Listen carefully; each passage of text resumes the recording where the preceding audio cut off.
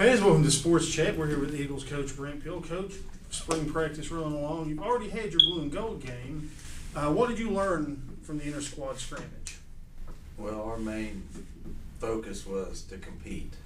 We're really young. We have a young team, super young, probably the youngest team we've had ever since I've been there.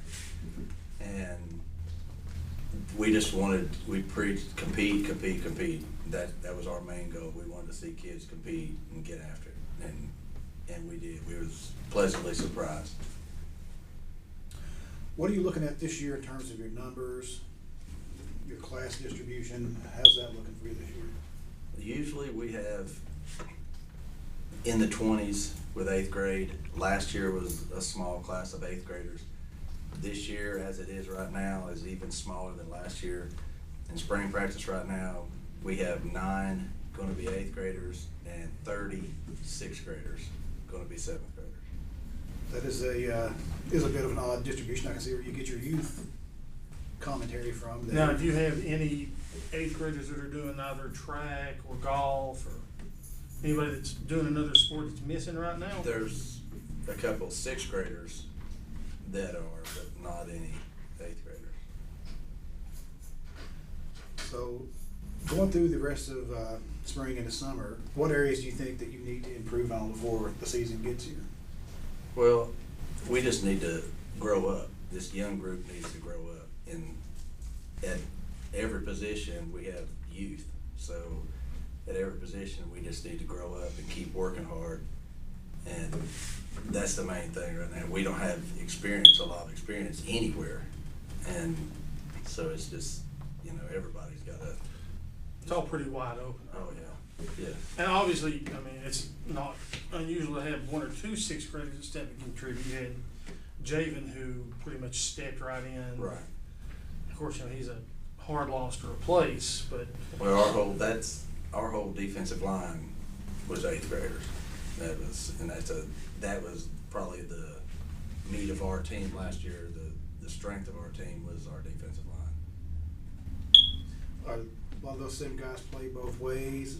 You're going to have to replace a lot of offensive linemen as well then? Yeah, but this year we might be able to, I don't know, we might look at it, but we would probably have less people going both ways because of the numbers that we have with young people. Now, obviously, the 5th graders going to be 6th graders can't compete during the spring, but do you look to have a pretty good number of them coming up too? I think so, yes. From talking to some of the little brothers and stuff around, and then talking to some of the parents that I know, that I think we'll have a decent number of 5th graders. If nothing happens between now and fall, who are some players on offense that people should look out for you think may step up this year? Well, we've got some 6th graders. C.J. Allen stepped in last year as a 6th grader, especially like in the playoff game, the semifinal game last year before the state game. We played 6 or 7 6th graders in that game. So, and C.J. stepped up. He'll be he's just hard to. You're just going to be hard to deal with him. He's got a motor that don't quit. He's a type of person that just goes. You don't ever have to worry about, some kids you have to push a little bit or something. He's got a motor. He's coming no matter what. He's that type of kid. Our quarterback, Joseph Paul, he's back. Joseph had to step in last year when Michael went down, broke his collarbone. Joseph stepped in and did a really good job just guiding us, and that's what I tried to tell him last year. You don't have to do everything, you just kind of get us through, just do your part. Don't worry about trying to do too much, and we'll be all right. And he did a really good job for us. And then we've got some other kids, Desmond Gilbert. He's doing a fantastic job this spring. He's worked really hard.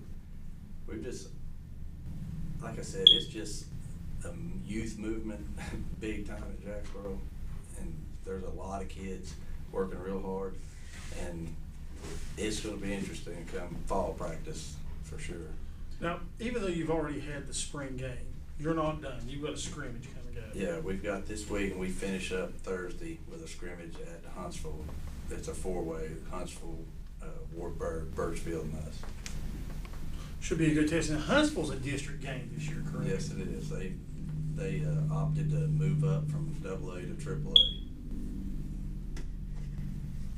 And the district's radically different. The district this year for AAA is split up into two divisions. On our side, it's Jacksboro, La Follette, Huntsville, and Soldiers Memorial. On the other side, it's Eagleton, Cherokee, and Horace Maynard.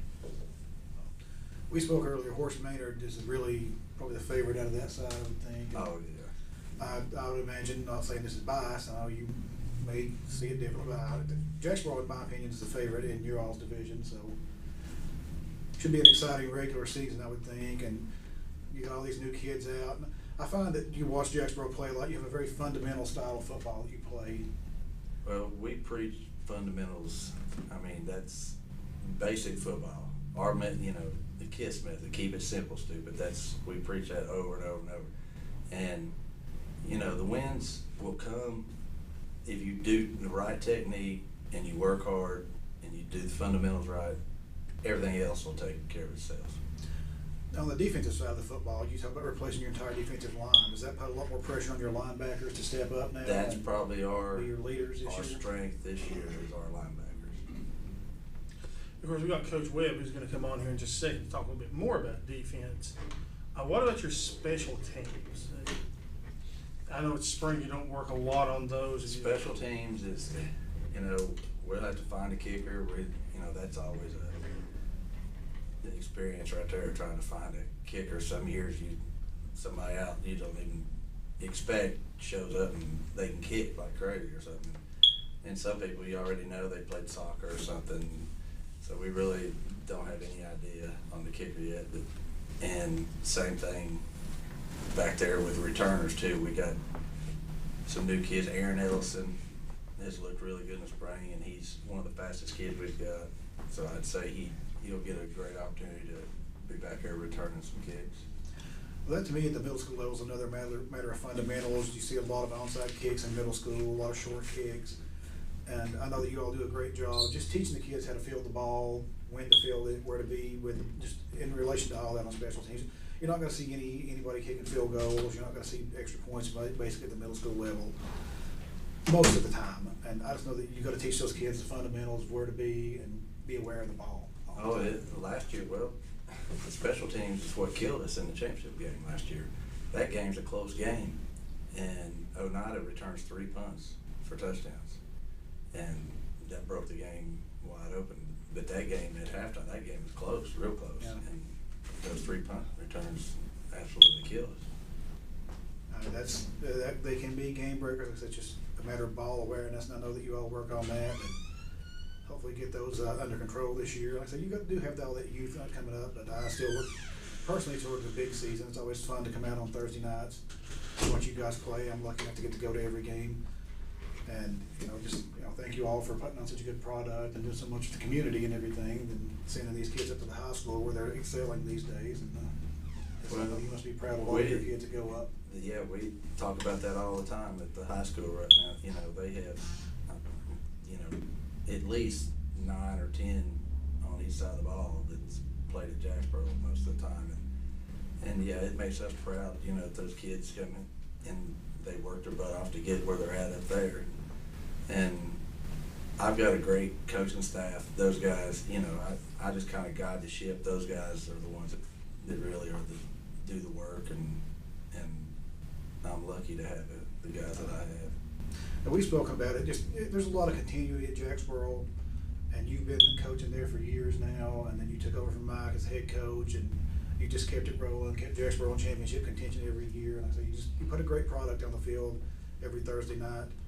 And I expect the same this year, and your season starts the first week of August basically.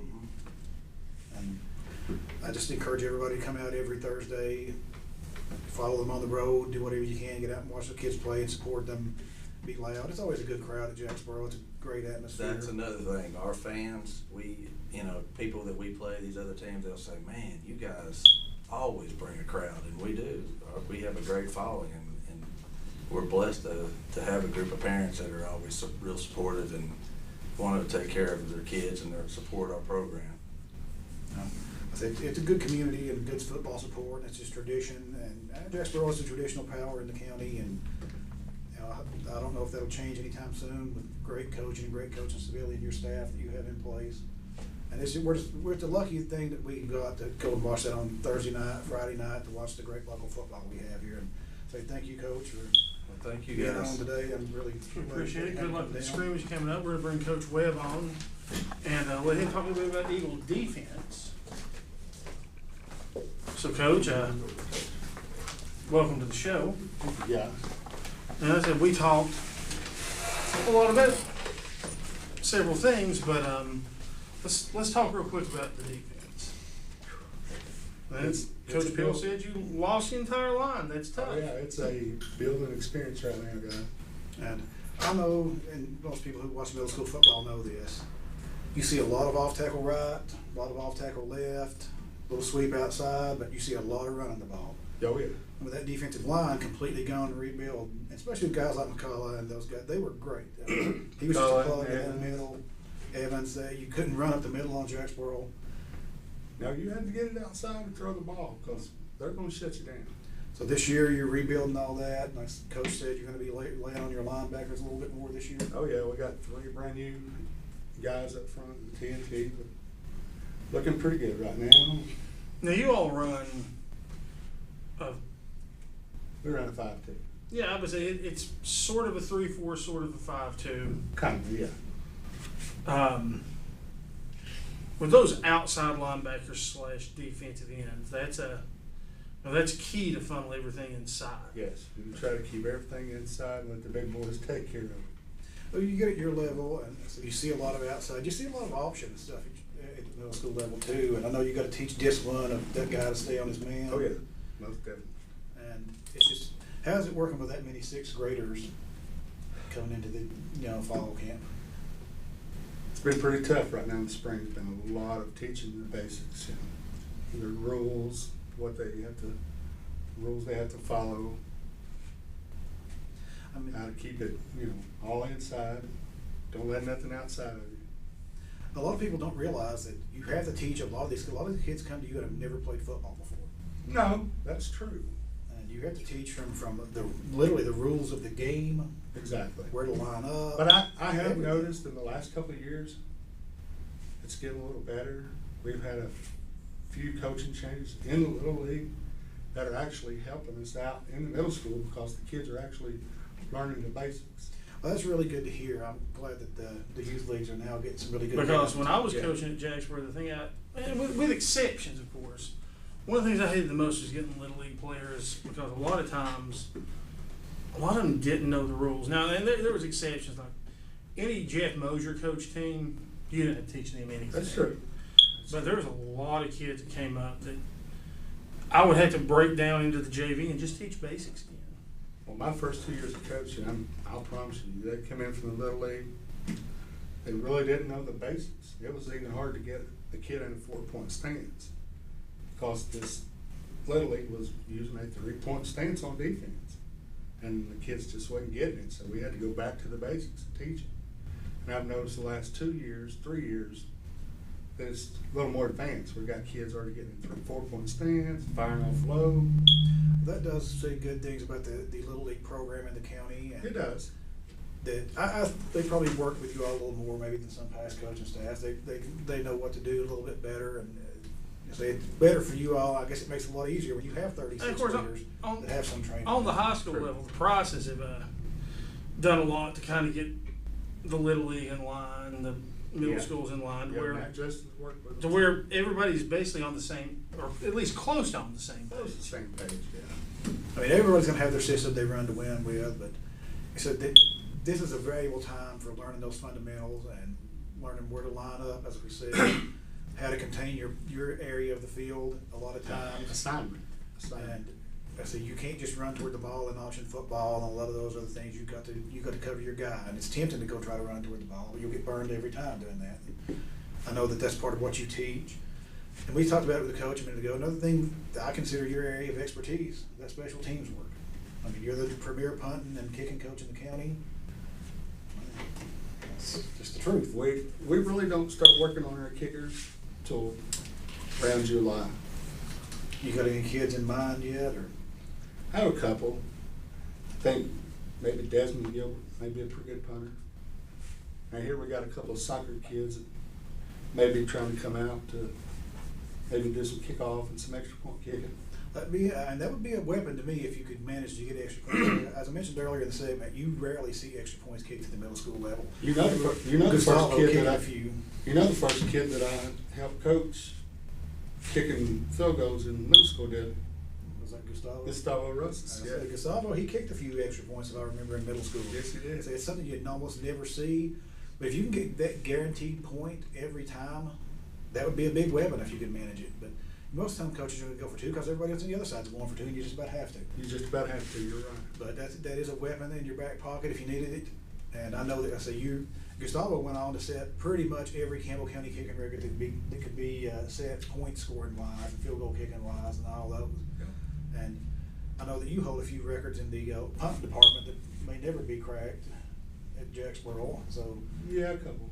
what would make you happier, to be able to hold those records or coach some kid to break your record? I'd rather coach some kid that could break it. That's the way most coaches I felt would be, and it doesn't surprise me to hear that because I know you like to teach. And Coach Lester this past year, he was really pushing for Emery Chapman to break his rushing record. He came real close. If he hadn't had that hip injury, I mean, Emery Chapman would have broke it. it's fun to have those records in the record book, but it's really great as a coach to go out and watch some kid come out and get up, assault your record and be able to break it. And I'd like to see somebody, what was it, 70 yards? 77. I'd like to see somebody kick an 80-yard punt this year. Hopefully you don't have to punt this year, honestly. I hope not. I hope Brent ends on that. Just in You never case. know. Just in case, yeah. It'd be nice to see somebody cork out an 80-yard. I'd like to see that 3 yards and kill out of dust kind of thing, you know. If it gets down the field and scores a touchdown. And you all have the you've got running other backs to guys do off it the this field. year. Hey, we got a couple little running backs that, we got 3 that really stick out in mind to me, and they all 3 run with a different style. It'd be hard to defeat. I say last year, to me, one of the strengths on defense, in addition to that defensive line, is you had some really good people in the secondary. And I remember a couple of interceptions ran back for touchdowns, and those same guys worked on special teams, had some long kickoff returns and punt returns. Who's back in that secondary right now that you think anyone should keep an eye on? Anybody of note right now, or are you still sorting that out towards final practice? Aaron Ellison, I would definitely watch for him. This kid is shifty and quick. Oh, that's good to see. Got good hands to be able to pick those passes off. Yeah, matter of fact, in defensive practice today, he had a pick 6. Oh, that's good to see. I think we've had 4 in 3 defensive practices. We've had 4 pick 6s already. Well, that's impressive. Now, going into that four-way scrimmage, obviously you're going to see 3 very different teams. Yes. Hopefully, obviously Huntsville's a regular season opponent, so chances are you're going to just see their basic package. They're just going to see yours. Do you think the other 2 teams are more likely to get a little wide open with you? They may, yeah. We seem to expect it out of Wartburg and, gosh, I can't even think of the other team. Birchfield, yes. That Birchfield's sneaky now, I'm telling you. My first couple of years, we went over with the JV, and they can sneak them in there on you. Now, I'll say this. I mentioned earlier that I think Horse Manor may be the best team on the other side of the division. They were really good last year. Yes. Who do you think is going to be the best team besides Jacksboro in your division? I'm telling you what, I wouldn't put anything past guys up the road there at Soda Memorial. They had a quarterback last year that came on at the end of the year and really, really controlled that team. I'll say this too. They went to the second round of the playoffs after only winning 1 game. If you have one player that can control a game at the middle school level, you can win games with that player. Yes, you can.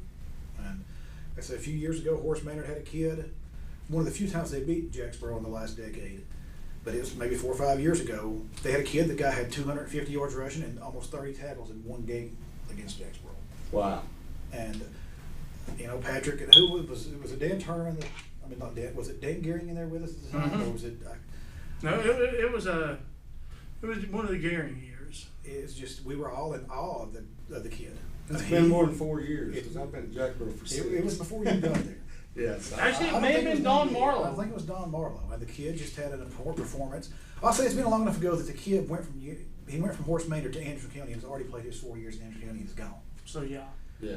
But that kid, I mean, he literally had 250 yards rushing and about 30 tackles that we counted in that game. He single-handedly beat Jacksboro in that game, and that's how you. And that's hard to do. Yeah, and you got an impact player though that plays at that level, and you're talking about that quarterback.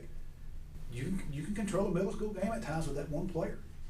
I tell you what, we had a rough time with him. We even dislocated his thumb, and I'm telling you what, he was still running, throwing that football. I mean, sounds like a tough kid, the kind of kid anybody wants to have on their team. So you heard that here, folks. Keep an eye out on Soldier Memorial this year, and when they play Jacksboro, that should be quite a clash. But Huntsville done real well in the 2A last year. Maybe a little different being in 3A this year, but Huntsville was pretty tough last year. Now, Huntsville's always contended for that 2A title. Yeah. Well, those Scott County teams, they tend to be really good teams. They're generally well coached, so that doesn't surprise me at all out of Huntsville. Looking for them to be that way. I think Mr. Profit's the coach over there now. Been there since last year. He's done a good job with that team. Now, even though they're gone, fans, don't be too distraught. You still play Oneida this We year. still play Oneida. And that's the big game of the year out of the district. Obviously, had them in bad trouble last year in the playoff and the championship game, as Coach mentioned, and then special teams return aspect coverage got away from you. Hopefully, you all have some secret weapons to come up and stop that return game of theirs. Because I've watched Oneida over the years, and they actually do return a lot of kicks on a lot of teams. That's one of their biggest pluses. Yep. Even if you're onside kicking, they'll catch it and run with it. They don't catch it and follow. I mean, I saw them, ran them back 30, 40, 50, 60, 70, 80 yards. It's just an onside kick, whatever it is. Oneida, they've always been really good at making people pay in the special teams. And good luck returning one on them. No, they're a very solidly coached team with the same system in place for a lot of years, and that's why you two end up meeting in so many championship games. Yeah. It's you both have that coaching foundation for all these. Yeah, he's Sexton. He does a great job over at Oneida. He's a real good friend of mine. And He's a heck of a coach. The one time we did beat him, he congratulated me, told me, he said, "Coach, your line out, played my line." here's what I'll say about Oneida: their fans, they're unlike some teams to the south of it. Coaching staff very gracious. The fans are very gracious. I mean, they came in. Jacksboro whipped them on the field. And Give them the first loss in 6 or 7 they years. hadn't lost a game in years. Their fans just congratulated everybody on a good game. The guys in the press box with Patrick and I congratulated Jacksboro on having a good game. Said the better team won that day, and that's the kind of class you want out of your opponent. Yeah. And that's the kind of class that Jacksboro's fans and staff delivers. When they come into a game, whether you all win or lose. That's what a lot of fans don't realize. It's preparing these kids for their greater good when they come to the high school. That's just You got to remember they're kids. So that's what you all are doing. That's what you do a good job of. You guide the kids and prepare them to be at that next level. And it's true. So, as Coach mentioned, you see a lot of your kids, not just starting at Campbell County. You see a lot of your kids being all district and even all state when they get to Campbell County. And I know that must make you feel proud as a coach. It does. And so Gustavo going up there to Campbell County and breaking every scoring record for kickers in Campbell County history. Yeah, my first year coaching, me and Daniel Lashley worked real hard with that kid. And Daniel was a heck of a kicker in high school. Yes, he was. Daniel was. No, but I'll say again, like I said to Coach Peel, I'm glad you're all. And all props to Daniel. Apparently, he's a darn good soccer coach. That's what I hear. Yeah. They're going to Oak Ridge to play in the third round of the district tournament this week. Congratulations, Cougar soccer team. Fans, we appreciate your time. We're out of time here. I want to thank Coach Webb for being here. Thank you, Jim. Thank Coach Peel for being here, and we'll talk to you all next week on Sports Chat.